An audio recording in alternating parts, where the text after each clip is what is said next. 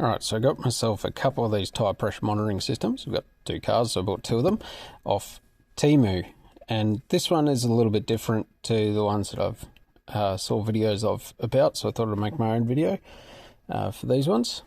Anyway, here it comes in a box. You get a menu. There's your 4 sensors with little labels, charging cable. You get, same as all the other ones, you get a spanner with some brass nuts, and that's the unit in there.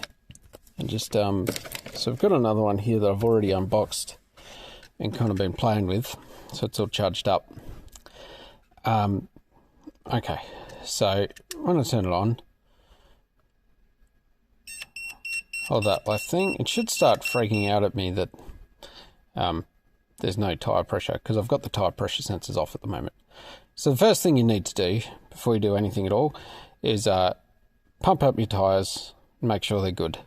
Just set the tyre pressures initially. Okay, and then what you do is you press both these buttons, left and right, to go into a learning mode. You see we've got front left at 0. So the idea here is we go around to the front left. This will go automatically through them. I'm already set up here. Alright, I've got a little light so I can see what I'm doing. Here I am, so I've got the sensor that I want to be the front left sensor. And I believe it could be any of them because this is the pairing. This is for zeroing out the pressure sensors, making sure they're correct. So screw that on. You hear it hiss, just screw it on nice and tight. There we go. It's reading in pressure. Okay, now we're going to go around to the front right.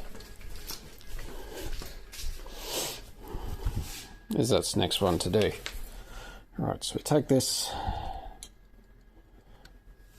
and you saw it bip a little code there, 58 something. That's the each pressure sensor has its own code. That's how it knows which is which.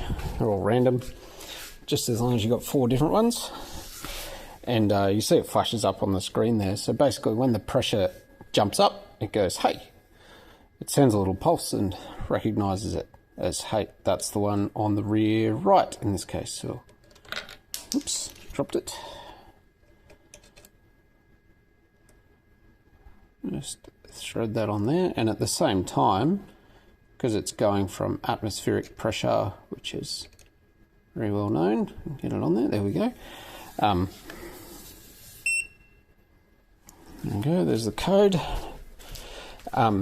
That's its 0 point, and then it can use that as calibration. That's it. Okay, now they're all set. And you can see it's actually reading a little bit out. I've just set these tyres, so they're for this Honda HR-V, 30 psi on the front, 29 psi on the rear. Okay, so now we can configure our little thing. So you hold the M button for menu. And so here we are, we can choose bar or PSI. You can press left or right to go through. Going to go with PSI. Press menu to continue. Degrees C or degrees Fahrenheit. Degrees C. Front tyre pressure, low pressure warning. I'm going to set that to 27 psi. Front tyre pressure, high pressure warning. I'm going to set that to 40 psi for me. See how that goes. Rear tyre pressure, low pressure warning. And high pressure warning for the rear tyres. So you press middle button to accept. Okay, now this is a warning. This is a maximum temperature. So it'll beep at you and give you a warning if the tyre exceeds this temperature. So you can go between 65 degrees and 85 degrees. Just leave it at the default 75. Okay, and middle button to accept. This is just blinking at me to show me the codes of each paired wheel sensor. This is, if I were to go into this menu now, that's the same as that zeroing out menu I used by accessing 2 buttons. Press M to skip over that one. This is a tyre rotation menu. Whoop. So I'll show you how it works. So you can go in here. So press right to select where am I going. So I want to press the 2 tyres that you want to swap. So you can, whoops, I've gone too far.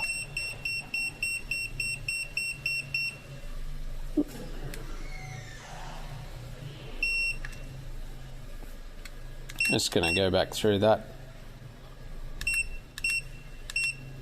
Let's see how good it is. Okay, tyres that I want to swap. Okay, so press right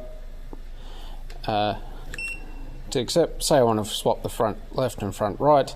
You can long press the right button and I'll swap those over. And then I want to swap those 2. So you can use this to move your tyres around, move your sensors around if you were to just take wheels off without changing sensors. I've got external sensors, so it's easy to just recalibrate them, but this thing also works with internal, there's some internal sensors you can get, which obviously that would be more useful for that. Anyway, this screen shows the internal battery voltage. It's got a low battery voltage warning when they get down to 2.5 volts. Each of these just takes a little CR2032 battery. I'll show you that in a minute. So that just tells you if your tyre pressure monitoring sensors are going flat. And this is to reset everything to default. So if I long press the right button here, it'll come up with DF down there, and that resets us all back to default. Now, I'm just going to go through, I think I might have swapped my tyres over here, so I'm just going to go through and make sure they're correct. Do that again. So one moment while I do that, then I'll come back to you. Okay, so I've just taken them all off and put them all back on again and recalibrated. And you can see they're now reading pretty well. 30 psi, 30 psi, 29, 28. That's pretty close. I set it to 30 at the front, it's 29 at the rear, so that's pretty good now that they've all been calibrated. And you can see this car hasn't been driven, so they're all sitting here about 20 degrees, which is good. Okay, where was I up to? So, going through the menu, change configurations, warnings, temperature, that just checks, shows you what's coded to what. Your current wheel positions, 1, 2, 3, 4. Battery voltage of your sensors and resetting to default. Okay, so that's about it. And you've got a USB charge port here and that solar panel. Now, when you install them, I'll just grab the little spinner. So they come with these little brass locking nuts. You'll want to put these on. I'll just take that off. You can see the alarm's going off because I just lost power. So to install these, you need to just zoom in a bit here. So you put a lock nut on first, like that. Thread that on. It doesn't feel right. I think that's cross-threaded. Oop, it's sorted itself out. Right. So you can see it's going off because I've got lost pressure there. So it's good, it's working.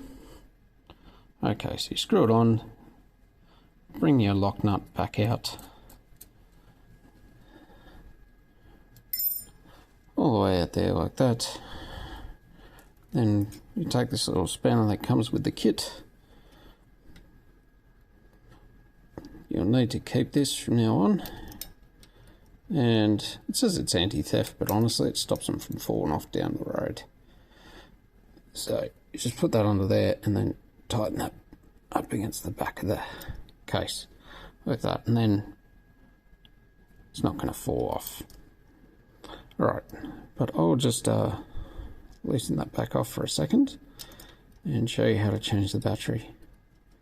So get that back on there. There we go. Loosen that lock nut back off. Unscrew this again. So, like I said, they've got replaceable batteries. Just it is, here it is in the front left. So you use your little spinner here. Focus on that. Just put it on, and you can hold the focus on this thing instead of the wheel behind it. Yeah, there you go. And then you can unscrew that, and you can see there's a CR2032 in there that you can replace when you need to. There's a little rubber O-ring around there, and yeah, that's it.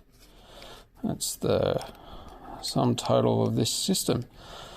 So of course, once you've got these on, you need to make sure you keep this in your glove box, because if you lose it, you're going to be cutting off your valves to reinflate your tyres. So that's a potential downside. But other than that, yeah, no, it seems pretty good, and should go off its nut if we get a flat tyre. That's what it does.